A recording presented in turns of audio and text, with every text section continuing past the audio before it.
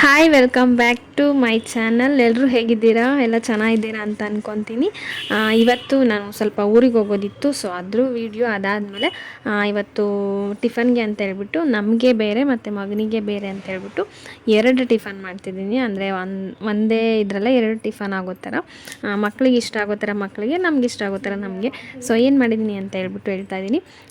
ಇವತ್ತು ನಾನು ಮಾಡಿರೋದು ಹಾಗಲಕಾಯಿದು ಒಂದು ಗ್ರೇವಿ ಮಾಡಿದ್ದೀನಿ. ಅಂದರೆ ಹಾಗಲಕಾಯಿ ಪಲ್ಯ ಥರ ತುಂಬ ಚೆನ್ನಾಗಾಗುತ್ತೆ. ಅದಾದಮೇಲೆ ಇವತ್ತು ನನ್ನ ಮಗನಿಗೆ ಅಂತ ಹೇಳ್ಬಿಟ್ಟು ಇದು ಟೋಫು ಹಾಕ್ಬಿಟ್ಟು, ಅಂತಂದರೆ ಟೋಫು ಬರುತ್ತಲ್ಲ, ಸೋಯಾಬೀನಿನ ಟೋಫು, ಅದನ್ನು ಹಾಕ್ಬಿಟ್ಟು ಅವನಿಗೆ ಒಂದು ಪರೋಟ ಥರ ಮಾಡಿಕೊಟ್ಟಿದ್ದೀನಿ. ಸೊ ಅದೆರಡು ವಿಡಿಯೋ ನಿಮಗೆ ರೆಸಿಪಿ ಬೇಕು ಅಂತ ಅಂದರೆ ಹೇಗೆ ಮಾಡಿದ್ದೀನಿ ಅಂತ ಹೇಳ್ಬಿಟ್ಟು ನೀವು ವಿಡಿಯೋದಲ್ಲಿ ನೋಡ್ಬೋದು. ಹಾಗೆ ಇನ್ನು ಯಾರು ನನ್ನ ಚಾನಲ್ನ ಸಬ್ಸ್ಕ್ರೈಬ್ ಮಾಡ್ಕೊಳ್ಳೋ, ಪ್ಲೀಸ್ ನನ್ನ ಚಾನಲ್ ಸಬ್ಸ್ಕ್ರೈಬ್ ಮಾಡ್ಕೊಳ್ಳಿ.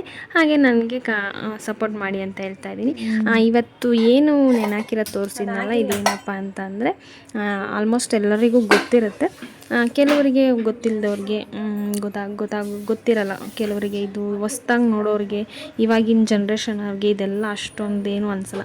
ನಾವೇನು ಹಳೆ ಜನ್ರೇಷನ್ ಏನಲ್ಲ, ನಾವು ಇವಾಗಿನ ಜನ್ರೇಷನ್ನವರೇ. ಬಟ್ ಹಳೆ ಜನ್ರೇಷನ್ ಅವರೆಲ್ಲ ಹೇಳಿರೋದನ್ನೆಲ್ಲ ಕೇಳಿ ಅದನ್ನು ನಾವು ನಮ್ಮ ಲೈಫಲ್ಲಿ ನಾವು ಏನು ರೂಢಿಸ್ಕೊತಾ ಇರಬೇಕು. ಅದೆಲ್ಲ ತುಂಬ ಇಂಪಾರ್ಟೆಂಟ್ ಆಗುತ್ತೆ ನಮಗೂ, ಮತ್ತು ನಮ್ಮ ಮಕ್ಕಳಿಗೂ ತುಂಬ ಇಂಪಾರ್ಟೆಂಟ್ ಆಗುತ್ತೆ. ಅವರ ಒಂದು ಹೆಲ್ತ್ಗಾಗಿರ್ಬೋದು, ಆರೋಗ್ಯಕ್ಕೆಲ್ಲ ತುಂಬ ಒಳ್ಳೆಯದಾಗುತ್ತೆ. ಅದೇನಪ್ಪ ಅಂತಂದರೆ ಹುಣಸೆ ಹಣ್ಣಿಂದು ಬರುತ್ತಲ್ಲ, ಹುಣಸೆ ಹಣ್ಣಲ್ಲಿ ಕಾಯಿ ಬರುತ್ತಲ್ಲ, ಹುಣಸೆಕಾಯಿ ಅಂತ ಹೇಳ್ಬಿಟ್ಟು ಅದರದ್ದು ಬೀಜ ಇರುತ್ತಲ್ಲ, ಆ ಬೀಜನ ಕುಟ್ಟಿ ತೆಗ್ದಿರ್ತೀವಲ್ಲ, ಆ ಬೀಜ ನಾವು ವೇಸ್ಟ್ ಮಾಡ್ತೀವಲ್ವ. ಸೊ ಅದು ವೇಸ್ಟ್ ಮಾಡೋದು ಬೇಡ ಅಂತ ಹೇಳ್ಬಿಟ್ಟು ನನಗೆ ನಮ್ಮಮ್ಮ ಹೇಳಿದ್ದು. ಅದನ್ನು ಹುರಿದ್ಬಿಟ್ಟು ಅದನ್ನು ನೀರಲ್ಲಿ ನೆನೆಸಿಟ್ಟು ಬೆಳಗ್ಗೆ ಹೊತ್ತು, ಇಲ್ಲ ಯಾವಾಗಾದರೂ ಸರಿ, ಬೆಳಗ್ಗೆ ಅಂತ ಏನಲ್ಲ, ಯಾವಾಗಾದರೂ ತಿನ್ಬೋದು. ಅದು ತುಂಬ ಒಳ್ಳೆಯದಂತೆ. ಕಾಲು ನೋವು ಈ ಥರ ಎಲ್ಲ ಬರುತ್ತಲ್ಲ, ಅದೆಲ್ಲ ಕಮ್ಮಿ ಆಗುತ್ತೆ ಅಂತ ಹೇಳಿದ್ರು. ಮಂಡಿ ನೋವು, ಕಾಲು ನೋವು, ಈ ಥರದಕ್ಕೆಲ್ಲ ತುಂಬ ಒಳ್ಳೆಯದು. ಅದಕ್ಕೋಸ್ಕರನೇ ನಮ್ಮ ಮನೇಲಿ ನಾನು ಹುಣಸೆಕಾಯ್ದು ಬೀಜ ಇತ್ತಲ್ಲ, ಅದನ್ನು ಹುರಿದ್ಬಿಟ್ಟು ನೀರಲ್ಲಿ ನೆನೆ ಇಟ್ಟಿದ್ದೆ. ಅದನ್ನು ಬೆಳಗ್ಗೆ ಎದ್ಬಿಟ್ಟು ತೊಗೊಳ್ತಾ ಇದ್ದೀವಿ, ನಾನು ಮತ್ತು ಹಸ್ಬೆಂಡ್ ಇಬ್ಬರೂ. ನಮ್ಮ ಮನೆಯವರು ಚಿಕ್ಕವರಿದ್ದಾಗ ಇದೆಲ್ಲ ತಿಂದಿದ್ರಂತೆ. ನಾನು ಅಷ್ಟೊಂದು ಇದೆಲ್ಲ ಏನು ತಿಂದಿರಲಿಲ್ಲ. ನನಗೆ ಇವಾಗಲೇ ಅದು ಗೊತ್ತಾಗ್ತಾ ಇರೋದು, ತಿನ್ನಬೇಕು, ಚೆನ್ನಾಗಿರುತ್ತೆ ಅಂತ ಹೇಳ್ಬಿಟ್ಟು. ಸ್ಟಾರ್ಟಿಂಗಲ್ಲಿ ತಿಂದಾಗ ನನಗೇನೋ ಒಂಥರ ಚೆನ್ನಾಗಿ ಅನ್ನಿಸ್ಲಿಲ್ಲ ಅನ್ನೋ ಥರ ಫೀಲ್ ಮಾಡ್ತಾಯಿದ್ದೆ ತಿನ್ನೋಕ್ಕೂ ಮುಂಚೆನೇ. ಬಟ್ ತಿಂದಾದಮೇಲೆ ಅನ್ನಿಸ್ತು ಎಷ್ಟು ಚೆನ್ನಾಗಿರುತ್ತೆ ಗೊತ್ತಾ. ನಾವು ಈ ಬಾದಾಮಿ ಎಲ್ಲ ನೆನೆ ಇಟ್ಟು ತಿಂತೀವಿ, ಅದಕ್ಕಿಂತ ತುಂಬ ಟೇಸ್ಟಾಗಿರುತ್ತೆ ಇದು. ಚೆನ್ನಾಗಿ ಅನಿಸುತ್ತೆ. ನಾವು ಒಂದು ಸತಿ ತಿಂದಾಗಿಂದನೂ ಮತ್ತೆ ಅದನ್ನೇ ಮಾಡ್ಕೊಂಡು ಅವಾಗ ಇವಾಗ ತಿಂತಾನೆ ಇರ್ತೀವಿ, ನೆನೆಸ್ಕೊಂಡ್ಬಿಟ್ಟು. ನೀವು ಅಷ್ಟೇ ಒಂದು ಸತಿ ಈ ಥರ ಎಲ್ಲ ಬಿಸಾಕೋ ಬದಲು, ಅದನ್ನೆಲ್ಲ ವೇಸ್ಟ್ ಮಾಡೋ ಬದಲು ನೆನೆ ಇಟ್ಕೊಂಡು ತಿಂದು ನೋಡಿ, ಆರೋಗ್ಯಕ್ಕೆ ಒಳ್ಳೆಯದಾಗಿರುತ್ತೆ. ಇನ್ನು ಇವತ್ತು ರಂಗೋಲೆ ಬಿಟ್ಟಿರೋದು ಒಂಥರ ಡಿಫ್ರೆಂಟಾಗಿ ಕಾಣಿಸ್ತಿದೆ. ಯಾಕೆ ಈ ರಂಗೋಲೆ ಬಿಟ್ಟಿದ್ದೀನಿ ಅಂತ ಹೇಳಿದರೆ, ನನ್ನ ಮಗನ ಆರ್ಡ್ರ್ ಇದು, ರಂಗೋಲೆ ಬಿಡಬೇಕು ಅಂತ ಹೇಳ್ಬಿಟ್ಟು. ನಾನು ಸುಮ್ಮನೆ ಏನಾದರೂ ಒಂದು ರಂಗೋಲಿ ಬಿಡೋಣ ಅಂತ ಹೇಳ್ಬಿಟ್ಟು ಟ್ರೈ ಮಾಡ್ತಾಯಿದ್ದೆ. ಆವಾಗ ಸುಮ್ಮನೆ ಏನೋ ನನಗೆ ಅನಿಸ್ತು ಅಂತ ಹೇಳ್ಬಿಟ್ಟು ಹೆಂಗೆಂಗೋ ಬರೆದಿದ್ದೆ. ಅದನ್ನು ಅವನು ನೋಡಿಬಿಟ್ಟು ಕಟ್ ಮಾಡಿಬಿಟ್ಟು ಟೇಬಲ್ ಮೇಲೆ ಇಟ್ಬಿಟ್ಟು, ನೀನು ಬೆಳಗ್ಗೆ ಇದೇ ರಂಗೋಲಿ ಹಾಕಬೇಕು ಅಂತ ಹೇಳ್ದ. ಸರಿ, ಬೆಳಗ್ಗೆ ಎದ್ದಾಗ ನನಗೆ ಅದು ಕಾಣಿಸ್ತಲ್ವ, ಅವ್ನಿಗೆ ಯಾಕೆ ಬೇಜಾರು ಮಾಡೋದು ಅಂತ ಹೇಳ್ಬಿಟ್ಟು ನಾನು ಇವತ್ತು ಅದೇ ರಂಗೋಲಿನೇ ಬಿಟ್ಟಿದ್ದೆ. ಅದನ್ನು ಅವನಿಗೆ ಹೇಳಿರ್ತೀನಿ, ಆಮೇಲೆ ಸ್ಕೂಲಿಗೆ ಕರ್ಕೊಂಡು ಹೋಗುವಾಗ ಅವನಿಗೆ ತೋರಿಸಿರ್ತೀನಿ. ನೀನು ಹೇಳಿದ್ದೆ ನೋಡು, ಎಷ್ಟು ಬೇಕಿದ್ದೆ ರಂಗೋಲಿ ಬಿಡು ಅಂತ ಹೇಳ್ಬಿಟ್ಟು ಅವನಿಗೆ ತೋರಿಸ್ದಾಗ ಅವನ ಮುಖದಲ್ಲಿ ಒಂದು ಪುಟ್ಟು ಸ್ಮೆಲ್ ಬರುತ್ತೆ. ಅದೆಷ್ಟು ಚೆನ್ನಾಗಿರುತ್ತೆ ಗೊತ್ತಾ ನೋಡೋಕ್ಕೆ. ಇಂಥ ಚಿಕ್ಕ ಚಿಕ್ಕ ವಿಷಯಗಳಿರುತ್ತಲ್ಲ, ನಾನು ಅದನ್ನ ಯಾವುದನ್ನು ಮಿಸ್ ಮಾಡ್ಕೊಳಲ್ಲ ಮಕ್ಕಳ ವಿಚಾರದಲ್ಲಿ. ಅದೆಲ್ಲ ತುಂಬ ಇಷ್ಟ ಆಗುತ್ತೆ ನನಗಂತೂ. ಹಂಗಾಗಿ ನಾನು ಇವತ್ತು ಆ ರಂಗೋಲಿ ಬಿಟ್ಟಿದ್ದೆ.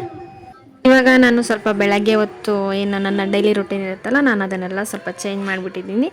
ಯಾಕೆ ಅಂತಂದರೆ ಇವಾಗ ನನ್ನ ಮಗಳು ಸ್ವಲ್ಪ ಚೆನ್ನಾಗಿ ಮಲ್ಕೊತಾಳೆ, ಅವಳು ನಿದ್ದೆ ಮಾಡ್ತಾಳೆ. ರಾತ್ರಿ ಹೊತ್ತೇನು ಅಷ್ಟೊಂದು ಎಬ್ಬರಿಸೋದಿಲ್ಲ, ಏನೂ ಇಲ್ಲ.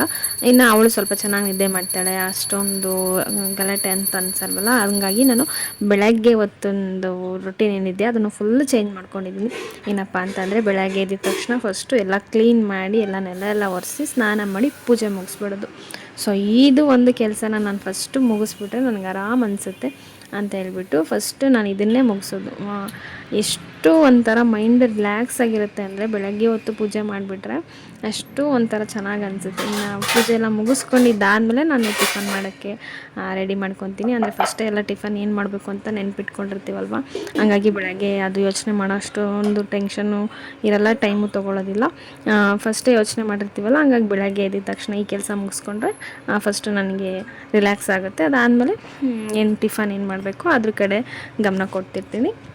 ನಾನು ನೆನೆಸಿಟ್ಟಿತ್ವಲ್ಲ ಇದು ಹುಣ್ಸೆಕಾಯ್ದು ಬೀಜ, ಅದನ್ನು ತಿನ್ಕೊತ ಕುತ್ಕೊಂಡ್ಬಿಟ್ರೆ ನನಗೆ ಟೈಮ್ ಅಲ್ಲೇ ಹೋಗ್ಬಿಡುತ್ತೆ ಅಂತ ಹೇಳ್ಬಿಟ್ಟು ಹಿಂಗೆ ಮಾಡ್ತೀನಿ. ಇವಾಗ ಒಂದೆರಡು ಬಾಯಿಗೆ ಹಾಕ್ಕೊಂಡು ಅದು ಸುಮ್ಮನೆ ತಿನ್ಕೊತ ಏನಾದರೂ ಕೆಲಸ ಮಾಡೋದು ಈ ಥರ ಮಾಡ್ತಾಯಿರ್ತೀನಿ ಒಂದೊಂದು ಟೈಮಲ್ಲಿ.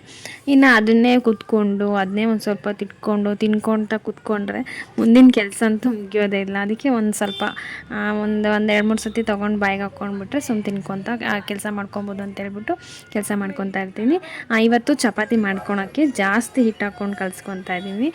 ಯಾಕೆ ಅಂತಂದರೆ ಊರಿಗೆ ಹೋಗೋದಿತ್ತಲ್ವ, ಇವ್ರಿಗೆ ಸ್ವಲ್ಪ ಚಪಾತಿ ಸ್ವಲ್ಪ ಜಾಸ್ತಿ ಮಾಡಿಟ್ರೆ ಇನ್ನು ನಾವು ಹೋಗಿದ್ದು ಮಧ್ಯಾಹ್ನ, ಇನ್ನು ನೈಟ್ ಊಟಕ್ಕೆ ಮತ್ತು ಸ್ವಲ್ಪ ನಾಳೆ ಏನಾದರೂ ಇತ್ತು ಅಂತ ಅಂದರೆ ತಿನ್ಕೊತಾರೆ ಅಂತ ಹೇಳ್ಬಿಟ್ಟು ಸ್ವಲ್ಪ ಹೆಚ್ಚಿಗೆ ಮಾಡಿಟ್ಟಿದ್ದೆ. ಈ ಥರ ಯಾವಾಗ ಊರಿಗೆ ಹೋದ್ರೂ ಅಷ್ಟೇ ಚಪಾತಿ ಅಷ್ಟೊಂದು ಮಾಡಿರಲಿಲ್ಲ. ಇವತ್ತೇ ಚಪಾತಿ ಮಾಡಿದ್ದು. ಜಾಸ್ತಿ ರೊಟ್ಟಿ ಮಾಡಿಬಿಟ್ಟು ಹೋಗ್ಬಿಡ್ತೀನಿ. ಒಂದು 15 ರೊಟ್ಟಿ ಇಲ್ಲ ಒಂದು 10 ಆದರೂ ಮಾಡಿಟ್ರೆ ಅವರು ಒಂದು 2-3 ದಿವಸ ಅದನ್ನ ಮ್ಯಾನೇಜ್ ಮಾಡ್ಕೊತಾರೆ. ಅಂದರೆ ರೈಸ್ ಏನಾದರೂ ಮಾಡಿದರೆ ರೈಸೇ ತಿನ್ನೋಕ್ಕೆ ಒಂಥರ ಅನಿಸುತ್ತೆ ಅಲ್ವಾ. ಈ ಚಟ್ನಿ ಪುಡಿ ಎಲ್ಲ ಮಾಡಿಟ್ಬಿಟ್ರೆ ರೊಟ್ಟಿಗೆ ಚಟ್ನಿ ಪುಡಿ ಹಚ್ಕೊಂಡು 1-2 ರೊಟ್ಟಿ ತಿನ್ಕೊಂಡು ಸ್ವಲ್ಪ ರೈಸ್ ತಿನ್ಕೊಂಡ್ಬಿಟ್ರೆ ಅವ್ರಿಗೆ ಆರಾಮ ಅನಿಸುತ್ತೆ ಅಂತ ಹೇಳ್ಬಿಟ್ಟು ಯಾವಾಗ ನಾವು ಊರಿಗೆ ಹೋದರೆ 1-2 ದಿವಸ ಆಗುತ್ತಲ್ವ ಅಂತ ಹೇಳ್ಬಿಟ್ಟು ಈ ಥರ ರೊಟ್ಟಿ ಅಥವಾ ಚಪಾತಿ ಏನಾದರೂ ಮಾಡಿರ್ತೀನಿ. ಇವತ್ತು ಆಗಲಿಲ್ಲ ಅಂತ ಹೇಳ್ಬಿಟ್ಟು ಚಪಾತಿನೇ ಮಾಡ್ತಾಯಿದ್ದೆ. ಇನ್ನು ಚಪಾತಿಗೆ ನೆಂಚ್ಕೊಳ್ಳೋಕ್ಕೆ ಅಂತ ಹೇಳ್ಬಿಟ್ಟು ಹಾಗಲಕಾಯಿ ಗ್ರೇವಿ ಅಂದರೆ ಹಾಗಲಕಾಯಿ ಪಲ್ಯ ಮಾಡ್ಕೊತಾ ಇದ್ದೀನಿ. ಅದಕ್ಕೆ ಒಂದು ಸ್ವಲ್ಪ ಕಡಲೆ ಬೀಜನ ಹಾಕ್ಕೊಂಡು ಚೆನ್ನಾಗಿ ಹುರ್ಕೊಬೇಕು. ನಾವು ಯಾವಾಗಲೂ ಅಷ್ಟೇ, ನಾನು ಎಲ್ಲ ವಿಡಿಯೋದಲ್ಲಿ ಹೇಳ್ತಾನೆ ಇರ್ತೀನಿ, ಯಾವುದೇ ಒಂದು ಪ್ರತಿಯೊಂದು ನಾವೇನಾದರೂ ಹುರಿತೀವಿ ಅಂತ ಅಂದರೆ ಸ್ವಲ್ಪ ಲೋ ಫ್ಲೇಮಲ್ಲಿ ಇಟ್ಕೊಂಡು ಚೆನ್ನಾಗಿ ಹುರ್ಕೊಂಡ್ರೆ ಚೆನ್ನಾಗಾಗುತ್ತೆ. ಇನ್ನು ಕಡಲೆ ಬೀಜನ ಸ್ವಲ್ಪ ಹುರಿದೆತ್ತಿಟ್ಕೊಂಡು ಇದಕ್ಕೆ 1 ಸ್ಪೂನ್ ಆಗೋಷ್ಟು ಎಳ್ಳು ಹಾಕ್ಕೊಂಡು ಹುರಿದೆತ್ತಿಟ್ಕೊತಾ ಇದ್ದೀನಿ. ಎಳ್ಳು ಬೇಗನೆ ಹುರಿದ್ಬಿಡುತ್ತೆ, ನೋಡಿಕೊಂಡು ಬೇಗ ಹುರ್ಕೊಬೇಕಾಗುತ್ತೆ. ಇನ್ನು ಕಡಲೆ ಬೀಜನ ಸಿಪ್ಪೆ ನಾನೇನು ತೆಗ್ದಿಲ್ಲ, ನೀವು ನೋಡ್ತಾ ಇರ್ಬೋದು. ಸಿಪ್ಪೆ ತೆಗೆದಲ್ಲೇ ಹಾಗೆ ಹಾಕ್ಬಿಟ್ಟು ಮಾಡ್ತಾಯಿದ್ದೀನಿ. ಇನ್ನು ಅದಾದಮೇಲೆ ಒಂದು ಸ್ವಲ್ಪ ಕರಿಬೇವಿನ ದಳ, ಅದಾದಮೇಲೆ ಒಂದು ಸ್ವಲ್ಪ ಹಸಿಕಾಯಿ ಇಲ್ಲಾಂದರೆ ಒಣ ಕೊಬ್ಬರಿ, ಎರಡರಲ್ಲಿ ಯಾವುದಾದ್ರೂ ಹಾಕ್ಕೊಬೋದು. ನಿಮಗೆ ಯಾವ್ದು ಇಷ್ಟ ಆಗುತ್ತೋ ಅದು ಹಾಕ್ಕೊಳ್ಳಿ. ಅದಾದಮೇಲೆ 1 ಸ್ಪೂನ್ ಆಗೋಷ್ಟು ಖಾರದ ಪುಡಿ, 1 ಸ್ಪೂನ್ ಆಗೋಷ್ಟು ಸಾಂಬಾರು ಪೌಡರ್, 1 ಸ್ಪೂನ್ ಆಗೋಷ್ಟು ಹುಚ್ಚಳ ಪುಡಿ ಬರುತ್ತಲ್ಲ ಅದು, ಅದಾದಮೇಲೆ 1 ಸ್ಪೂನ್ ಆಗೋಷ್ಟು ಬೆಲ್ಲ, ಇದಿಷ್ಟು ಹಾಕ್ಕೊಂಡು ಮಿಕ್ಸಿ ಮಾಡಿ ಎತ್ತಿಟ್ಕೊಬೇಕು. ಕೆಲವರು ಹಾಗಲಕಾಯಿ ಪಲ್ಯ ಮಾಡಿದ್ರೆ ತುಂಬ ಕಹಿ ಅಂತ ಹೇಳ್ಬಿಟ್ಟು ತಿನ್ನಲ್ಲ. ಈ ಥರ ಒಂದು ಸತಿ ಟ್ರೈ ಮಾಡಿ ನೋಡಿ, ಚೆನ್ನಾಗಿ ಅನಿಸುತ್ತೆ. ಕಹಿ ಅಷ್ಟೊಂದು ಅನಿಸಲ್ಲ, ನಮಗೆ ಮಸಾಲೆ ಜಾಸ್ತಿ ಸಿಗುತ್ತಲ್ಲ, ಕಹಿ ಅಷ್ಟು ನಮಗೆ ಗೊತ್ತಾಗಲ್ಲ. ಇನ್ನು ಮಕ್ಕಳು ಹಾಗಲಕಾಯಿ ಪಲ್ಯ ತಿನ್ನಲ್ಲ ಅಂತ ಹೇಳ್ಬಿಟ್ಟು ನಾನು ಟೋಫು ಇರುತ್ತಲ್ಲ ಅದನ್ನು ಸ್ವಲ್ಪ ಸಣ್ಣದಾಗಿ ತುರಿದಿಟ್ಕೊಂಡು ಅದಕ್ಕೆ ಒಂದು ಸ್ವಲ್ಪ ಖಾರದ ಪುಡಿ, ಒಂದು ಸ್ವಲ್ಪ ಗರಂ ಮಸಾಲ, ಒಂದು ಸ್ವಲ್ಪ ಧನಿಯಾ ಪುಡಿ, ಒಂದು ಸ್ವಲ್ಪ ಉಪ್ಪು, ಆಮೇಲೆ ಒಂದು 2-3 ಒಂದು ಹಾಫ್ ಟೀ ಸ್ಪೂನ್ ಆಗೋಷ್ಟು ನಿಂಬೆಹಣ್ಣು, ಒಂದು ಸ್ವಲ್ಪ ಕಸೂರಿ ಮೆಥಿ, ಇದಿಷ್ಟು ಹಾಕ್ಕೊಂಡು ಚೆನ್ನಾಗಿ ಮಿಕ್ಸ್ ಮಾಡಿಕೊಂಡು ಕಲಸಿಟ್ಕೊತಾ ಇದ್ದೀನಿ. ಇನ್ನು ನನ್ನ ಮಗ ಹಾಗಲಕಾಯಿ ಪಲ್ಯ ತಿಂತಾನೆ, ಒಂದೊಂದು ಟೈಮಲ್ಲಿ ತಿಂತಾನೆ, ಒಂದೊಂದು ಟೈಮಲ್ಲಿ ತಿನ್ನಲ್ಲ. ಇನ್ನು ಬೆಳಗ್ಗೆ ಸ್ಕೂಲಿಗೆ ಅರ್ಜೆಂಟ್ ಆಗಿರುತ್ತಲ್ವ, ಆ ಟೈಮಲ್ಲಿ ತಿನ್ನು ಅಂತೇಳಿ ಬಲವಂತ ಮಾಡ್ಕೊಂಡು ತಿನ್ಸ್ಕೊಂಡು ಕುತ್ಕೊಳ್ಳೋಕ್ಕಿಂತ ಅವ್ರಿಗೆ ಇಷ್ಟ ಆಗಿದ್ದು ಮಾಡಿಕೊಟ್ರೆ ಬೇಗ ಸ್ಕೂಲಿಗೆ ತಿನ್ಕೊಂಡು ಹೋಗ್ಬಿಡ್ತಾರೆ ಅಂತ ಹೇಳ್ಬಿಟ್ಟು ನಾನು ಈ ಥರ ಮಾಡ್ತಾಯಿದ್ದೆ. ಇನ್ನು ಮನೆಯಲ್ಲೇ ಇದ್ದಾಗ ಏನಾದರೂ ಸ್ವಲ್ಪ ಹುರಿದ್ಬಿಟ್ಟು ಕೊಟ್ಟರೆ ಅವನು ಹಸಿದನ್ನೇ ತಿಂತಿರ್ತಾನೆ. 1-2-3 ಪೀಸ್ ತಿಂದ್ರೂ ಸಾಕು, ಸಣ್ಣ ಮಕ್ಕಳಿಗೆ ತುಂಬ ಚೆನ್ನಾಗಿ ಅನಿಸುತ್ತೆ. ಇನ್ನು ಅದಾದಮೇಲೆ ನನ್ನ ಮಗಳು ಎದ್ದಿದ್ಲು, ಅವಳಿಗೆ ಸ್ವಲ್ಪ ಹಾಲು ಕಾಯಿಸ್ಕೊಡ್ತಾ ಇದ್ದೆ. ಅವಳು ಎದ್ದ ಮೇಲೆ ಅವಳು ಮುದ್ದಾಡೋದೇ ಒಂಥರ ಎಷ್ಟು ಖುಷಿ ಅಂತ ಅನಿಸುತ್ತೆ. ಇನ್ನು ಪರೋಟ ಮಾಡ್ಕೊಳ್ಳೋದಕ್ಕೆ ಒಂದು ಸ್ವಲ್ಪ ಚಪಾತಿನ ಉದ್ಕೊಬೇಕಾಗುತ್ತೆ. ಅದೇನು ಲಟ್ಟಿಸೋದು ಅಂತಾರೆ, ಉದ್ದೋದು ಅಂತಾರೆ, ಅರೆಯೋದು ಅಂತಾರೆ. ನಾನು ಒಂದು ಸತಿ ಅರೆಯೋದು ಅದೇ ಥರ ಅಂತಿರ್ತೀನಿ. ಅದನ್ನು ಸ್ವಲ್ಪ ಉದ್ಕೊಂಡು ಅದಾದಮೇಲೆ ಅದಕ್ಕೆ ನಾವು ಮಿಕ್ಸ್ ಮಾಡಿಟ್ಟಿರ್ತೀವಲ್ಲ ಟೋಫು, ಅದನ್ನು ಹಾಕ್ಬಿಟ್ಟು ಅದಕ್ಕೆ ಮೇಲೆ ಒಂದು ಸ್ವಲ್ಪ ಕೊತ್ತಂಬರಿ ಸೊಪ್ಪು ಹಾಕ್ಬಿಟ್ಟು ಈ ಥರ 3 ಲೇಯರ್ ಥರ ಬರುತ್ತಲ್ಲ ಆ ಥರ ಈ ಥರ ಒಂದು ಸೈಡ್ ಕಟ್ ಮಾಡಿಕೊಂಡು ಅದನ್ನು ಈ ಥರ 3 ಫೋಲ್ಡ್ ಮಾಡಿಬಿಟ್ಟು ಮರ್ಚಿಬಿಟ್ಟು ಉದ್ಕೊಬೇಕು.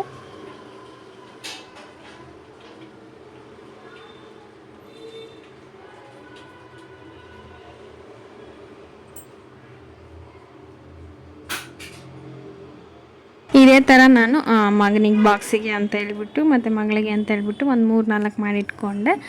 ಇದನ್ನು ಒಂದು ಸ್ವಲ್ಪ ಲೈಟಾಗಿ ಉಟ್ಕೊಬೇಕಾಗುತ್ತೆ. ಅದಾದಮೇಲೆ ಒಳಗಡೆ ಹಾಕಿರ್ತೀವಲ್ಲ ಅದೆಲ್ಲ ಈಚೆ ಬಂದುಬಿಡುತ್ತೆ. ಜೋರಾಗಿ ಉಟ್ಕೊಂಡ್ರೆ ಒಂದು ಸ್ವಲ್ಪ ಲೈಟಾಗಿ ಪ್ರೆಸ್ ಮಾಡಿಕೊಂಡು ನಿಧಾನಕ್ಕೆ ಉಟ್ಕೊಂಡು, ಅದಾದಮೇಲೆ ಕಾದಿರೋ ಹಂಚಿಗೆ ಒಂದು ಸ್ವಲ್ಪ ಎಣ್ಣೆ ಇಲ್ಲ ಅಂತಂದರೆ ಬೆಣ್ಣೆ ಹಾಕೊಂಡ್ರೆ ತುಂಬ ಚೆನ್ನಾಗಿ ಅನಿಸುತ್ತೆ. ನಾನಿಲ್ಲಿ ಸ್ವಲ್ಪ ಎಣ್ಣೆನೇ ಯೂಸ್ ಮಾಡಿದ್ದೀನಿ. ನಿಮಗೆ ಬೇಕು ಅಂತಂದರೆ ನೀವು ಬೆಣ್ಣೆ ಯೂಸ್ ಮಾಡ್ಕೊಬೋದು. ಎಣ್ಣೆ ಬೆಣ್ಣೆ ಎರಡರಲ್ಲೂ ಚೆನ್ನಾಗಿ ಅನಿಸುತ್ತೆ. ಬೆಣ್ಣೆ ಆದರೆ ಆಲ್ಮೋಸ್ಟು ತುಂಬ ಟೇಸ್ಟ್ ಅನಿಸುತ್ತೆ ಎಣ್ಣೆಗಿಂತ. ನಾನು ಆಮೇಲೆ ತುಪ್ಪ ಹಾಕ್ಕೊಳ್ಳೋದ್ರಿಂದ ನಾನು ಬೆಣ್ಣೆ ಯೂಸ್ ಮಾಡ್ತಾಯಿಲ್ಲ, ಎಣ್ಣೆನೇ ಯೂಸ್ ಮಾಡ್ತಿದ್ದೀನಿ. ಎಣ್ಣೆ ಯೂಸ್ ಮಾಡಿಕೊಂಡು ಎರಡು ಕಡೆ ಚೆನ್ನಾಗಿ ಇದನ್ನು ಬೇಯಿಸ್ಕೊಬೇಕಾಗುತ್ತೆ.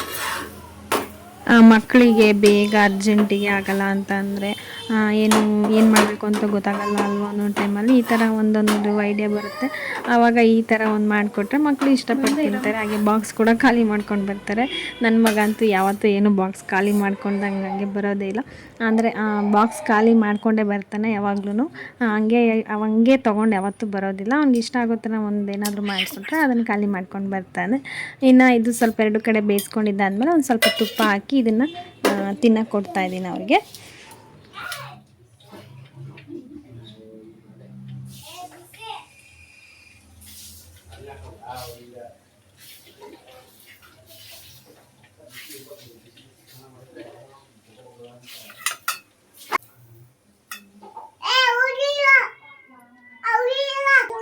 ನಾನಿಲ್ಲಿ ಅವ್ರಿಗೆ ಮನೆಯಲ್ಲಿ ತಿನ್ನೋಕ್ಕೆ ತುಪ್ಪ ಹಾಕ್ಬಿಟ್ಟು ರೋಲ್ ಮಾಡಿಕೊಡ್ತಾ ಇದ್ದೀನಿ. ಇನ್ನು ಬಾಕ್ಸಿಗೆ ನಾನು ಏನು ಮಾಡ್ತೀನಪ್ಪ ಅಂತಂದರೆ ಒಂದು ಸ್ವಲ್ಪ ಕೆಚಪ್ ಇರುತ್ತಲ್ವ, ಕೆಚಪ್ ಇಲ್ಲ ಅಂತಂದರೆ ಜಾಮು ಇಲ್ಲ ಹನಿ ಈ ಥರ ಏನಾದರೂ ಹಾಕಿಬಿಟ್ಟು ಹಂಗೆ ರೋಲ್ ಮಾಡಿಬಿಟ್ಟು ಈ ಥರ ಎರಡು ಥರ ಕಟ್ ಮಾಡಿ ಇಟ್ಬಿಟ್ರೆ ಅವ್ನು ಆರಾಮಾಗೆ ಕ್ಲೀನಾಗಿ ತಿನ್ಕೊತಾನೆ.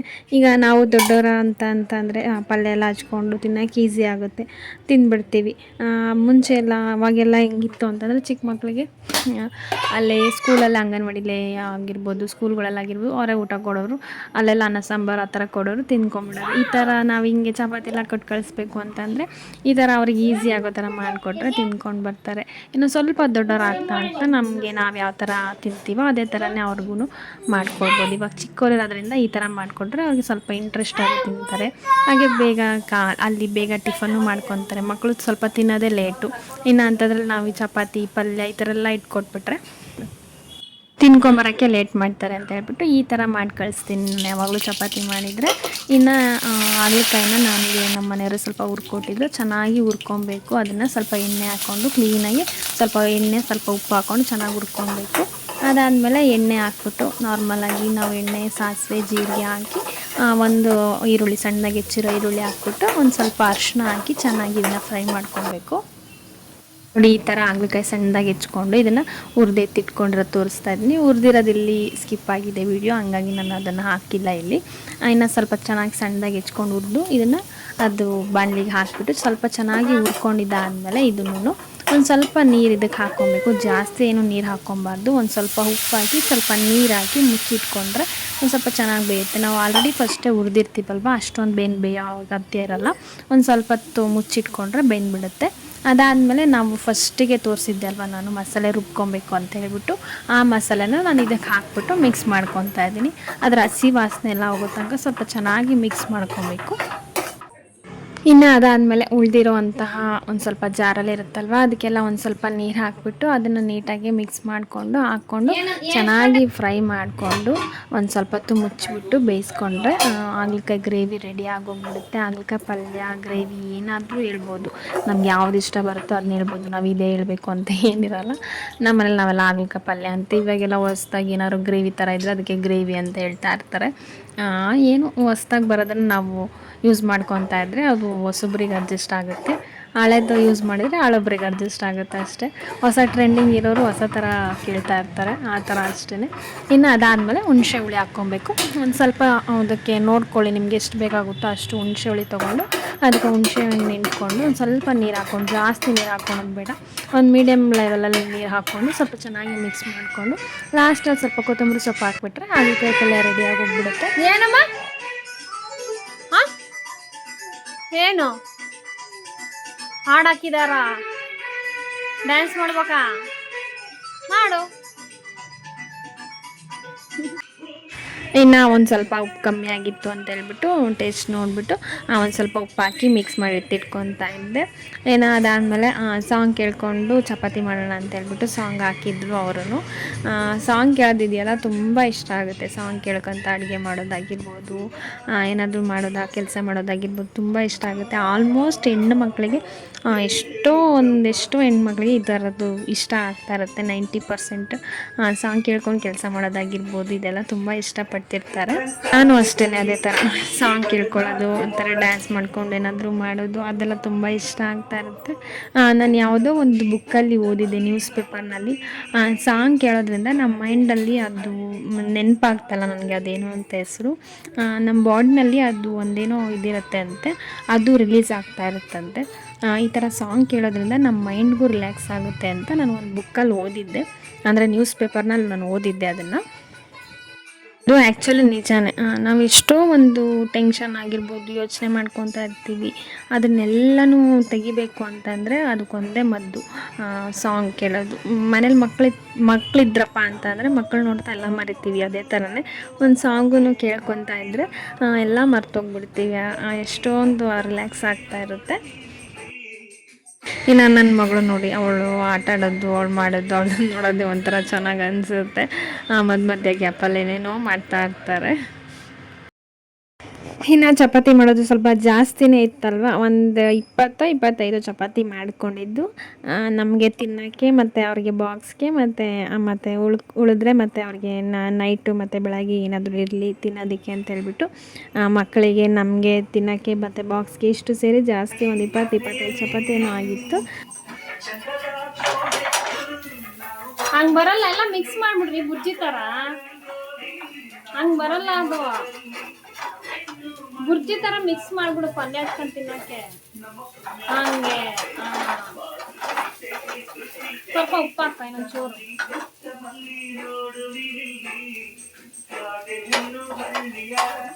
ಹಾಗೆ ಇನ್ನು ಪರೋಟ ಮಾಡಿದ್ದು ಮಿಕ್ಕಿತ್ತಲ್ಲ, ಒಂದು ಸ್ವಲ್ಪ ಎತ್ತಿಟ್ಕೊಂಡಿದ್ದು. ಲಾಸ್ಟಲ್ಲಿ 1-2 ಚಪಾತಿಗೆ ಮಾಡ್ಕೊಳ್ಳೋಣ ಅಂತ ಅಂದ್ಕೊಂಡಿದ್ದೆ. ಅದು ನಾನು ಚಪಾತಿ ಮಾಡ್ಕೊತ ಮರ್ತೇ ಹೋಗ್ಬಿಟ್ಟಿದ್ದೆ. ಅದಕ್ಕೆ ಇವರು ಅದನ್ನ ಆಮ್ಲೆಟ್ ಥರ ಹಾಕ್ಕೊತೀವಿ ಅಂತಂದರು. ಅದು ಆಮ್ಲೆಟ್ ಹಾಕ್ಕೊಳ್ಳೋಕೆ ಹೋದರೆ ಬರಲ್ಲ ಅಂತೇಳ್ಬಿಟ್ಟು ಮಿಕ್ಸ್ ಮಾಡಿಬಿಡಿ ಬರುತ್ತೆ ಅಂತೇಳಿ ಮಿಕ್ಸ್ ಮಾಡಿಕೊಂಡು ಬುರ್ಜಿ ಥರ ಮಾಡಿಕೊಂಡ್ರು. ಇನ್ನು ನಾನಂತೂ ಮೊಟ್ಟೆ ಅಂತೂ ತಿನ್ನಲ್ಲ. ಇನ್ನು ಇವರಷ್ಟೇ ಮೊಟ್ಟೆ, ಇವ್ರಿಗೆ ಅಷ್ಟೇ ಅಲ್ವ ಸಾಕಾಗುತ್ತೆ ಅಂತ ಹೇಳ್ಬಿಟ್ಟು ಇವ್ರಿಗಷ್ಟೇ ಮಾಡ್ಕೊಳ್ಳೋದನ್ನು.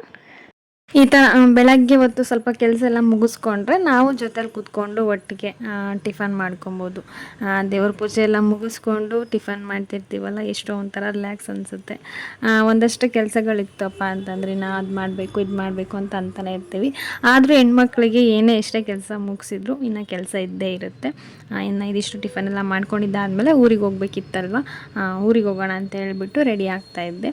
ಊರಿಗೆ ಏನಕ್ಕೆ ಹೋಗ್ತಾ ಇರೋದು ಅಂತಂದರೆ, ಅದೇ ನಮ್ಮದು ಮಾತೃವಂದನಾ ಅಮೌಂಟಿಂದು ದುಡ್ಡು ಬಂದೇ ಇರಲಿಲ್ಲ. ನನ್ನ ಮಗಳಿಗೆ ಇವಾಗಲೇ 2 ವರ್ಷದ ಮೇಲೆ ನಡೀತಿದೆ. ಕೆಲವರಿಗೆ 1 ವರ್ಷದಲ್ಲಿ ಒಂದು ವರ್ಷದೊಳಗಡೆ ಎಲ್ಲ ಬಂದಿದೆ. ನನ್ನ ಮಗಳಿಗೆ ಇನ್ನೂ ಬಂದಿಲ್ಲ. ಅದೇ ಹೇಳಿದ್ನಲ್ಲ, ಆಧಾರ್ ಸೀಡಿಂಗ್ ಮಾಡಿಸ್ಬೇಕು ಅಂತ ಹೇಳಿದರು ಅಂತ ನಮ್ಮದು ಪೋಸ್ಟ್ ಆಫೀಸಲ್ಲಿ ಹೋಗಿ ಮಾಡಿದ್ವಿ. ಅದು ಬರಲಿಲ್ಲ. ಲಾಸ್ಟ್ ವಿಡಿಯೋದಲ್ಲಿ ಹಾಕಿದ್ದೀನಲ್ಲ, ಇನ್ನು ಅಲ್ಲಿ ಆಗಲಿಲ್ಲ ಅಂತೇಳ್ಬಿಟ್ಟು ಇನ್ನು ಅಮ್ಮ ಮನೆಗೆ ಹೋಗ್ಬಿಟ್ಟು ಅಲ್ಲಿ ನಮ್ಮ ಅಣ್ಣ ಬರ್ತಾನೆ ಅಂತೇಳಿ ವೆಯ್ಟ್ ಮಾಡ್ತಾ ಇದ್ವಿ. ಹೋಗಿದ ತಕ್ಷಣ ನಾನು ಬ್ಯಾಂಕಿನ ಕೆಲಸ ಮುಗಿಸ್ಕೊಂಡು ಅದಾದಮೇಲೆ ಮನೆಗೆ ಹೋಗ್ತಾ ಇದ್ವಿ. ಹೆಂಗೋ ಅಲ್ಲಿ ಹೋಗಿ ಆಧಾರ್ ಸೀಡಿಂಗ್ ಎಲ್ಲ ಮಾಡಿಸಿದ್ದಾಯಿತು. ಗೌರ್ಮೆಂಟಿಂದ ಏನು ಬೆನಿಫಿಟ್ ಬಂದಿರಲ್ವಲ್ಲ, ಅದೆಲ್ಲ ಬರಬೇಕು ಅಂತಂದರೆ ಆಧಾರ್ ಸೀಡಿಂಗ್ ಆಗಿರಬೇಕು. ನಾನು ಲಾಸ್ಟ್ ವಿಡಿಯೋದಲ್ಲೇ ಹೇಳ್ತಾ ಇದ್ದೀನಿ, ಕೆಲವರು ಆ ವಿಡಿಯೋದಲ್ಲಿ ನೋಡಿರಲ್ವಲ್ಲ, ಹಂಗಾಗಿ ಈ ವಿಡಿಯೋದಲ್ಲೇ ಹೇಳ್ತಾ ಇದ್ದೀನಿ. ಮಾತೃವಂದನಾ ಅಮೌಂಟು ಅಥವಾ ಯಾವುದೋ ನಮಗೆ ಗೌರ್ಮೆಂಟಿಂದ ಅಮೌಂಟ್ ಬರಬೇಕು ಅಂತಂದರೆ ಆಧಾರ್ ಸೀಡಿಂಗ್ ಆಗಿರಬೇಕು. ಆಗಿದ್ದರೆ ಮಾತ್ರ ನಮಗೆ ಒಂದು ಬ್ಯಾಂಕ್ ಅಕೌಂಟ್ ನಂಬರ್ಗೆ ನಮಗೆ ದುಡ್ಡು ಟ್ರಾನ್ಸ್ಫರ್ ಆಗುತ್ತೆ. NPC ಅಂತಲೂ ಅಂತಾರೆ, ಇಲ್ಲ ಆಧಾರ್ ಸೀಡಿಂಗ್ ಅಂತಲೂ ಕರೀತಾರೆ. ಇದು ಆಗಿತ್ತು ಅಂತ ಅಂದರೆ ನಮಗೆ ಅಮೌಂಟ್ ಬರುತ್ತೆ. ಇವಾಗ ಹೊಸ ರೂಲ್ಸ್ಗಳೆಲ್ಲ ಬಿಟ್ಟಿದ್ದಾರಲ್ವ, ಆ ಥರ ಹೊಸ ರೂಲ್ಸ್ಗಳು ಏನೇನಿರುತ್ತೆ ಅದೆಲ್ಲ ಫಾಲೋ ಮಾಡಬೇಕಲ್ವ, ಹಂಗಾದ್ರೆ ನಮಗೆ ಅಮೌಂಟ್ ಬರುತ್ತೆ. ಸೊ ಆಧಾರ್ ಸೀಡಿಂಗ್ ಮಾಡಿಸ್ಕೊಂಡು ಅದಾದಮೇಲೆ ಅಮ್ಮ ಮನೆಗೆ ಹೋಗಿದ್ದು. ಸೊ ಇದಿಷ್ಟು ಇವತ್ತಿನ ವಿಡಿಯೋ. ಈ ವಿಡಿಯೋ ನಿಮಗೆ ಸ್ವಲ್ಪನಾದರೂ ಇಷ್ಟ ಆದರೆ ಒಂದು ಲೈಕ್ ಮಾಡಿ. ಹಾಗೆ ನನ್ನ ಚಾನಲ್ನ ಇನ್ನೂ ಯಾರು ಸಬ್ಸ್ಕ್ರೈಬ್ ಮಾಡಿ ನೋಡ್ತಾ ಇಲ್ಲ ಅಂತಂದರೆ ಪ್ಲೀಸ್ ಸಬ್ಸ್ಕ್ರೈಬ್ ಮಾಡಿ ನೋಡಿ. ನೆಕ್ಸ್ಟ್ ವಿಡಿಯೋದಲ್ಲಿ ಸಿಗ್ತೀನಿ. ಅಲ್ಲಿವರೆಗೂ ಟೇಕ್ ಕೇರ್, ಬಾಯ್.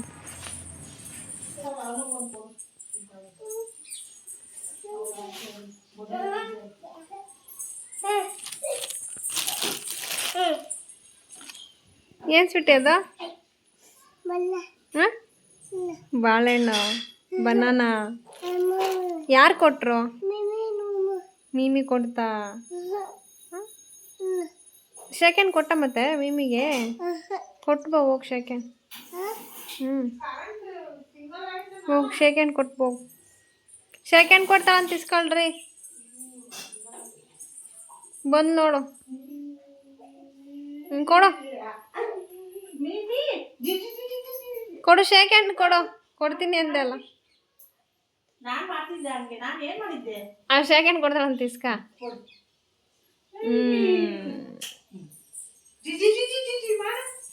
ಹೆಂಗ್ ಮಾಡೋದು? ಅದು ಮಾಡೋಣ.